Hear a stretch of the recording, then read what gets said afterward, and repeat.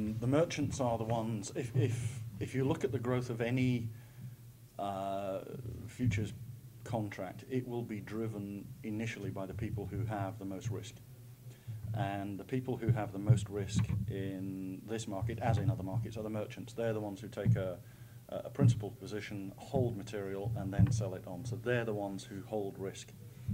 And, well, they're the ones who can easily identify the fact they hold risk. We would argue the producers, consumers also hold risk, but the merchants are the ones who are in the business of trading risk.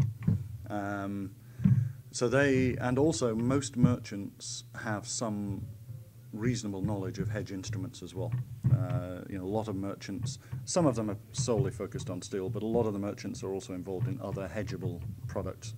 So they do understand how to hedge. So they've been the ones driving it. And for them, of course, it's a great tool, because whereas in the old days they might put several 100,000 tons of billet into inventory and have it on the water and be moving it, that means they've tied up their bank lines and they're at risk of price movement. Now they can put that on the water, they can put a hedge in place, they can go back to the bank and say, we have removed risk on this, and their lines can be increased. They can actually do more business because they've got the hedges in place.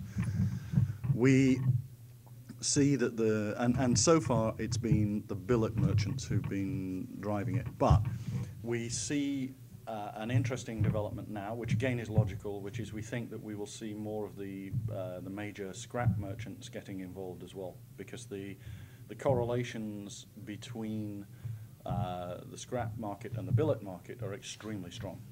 And the big merchants in the scrap are definitely used to using the LME, because they tend to be using it for copper, for nickel contained in stainless, and so on. And they have no problem whatsoever in understanding the concept of hedging steel scrap against a billet contract.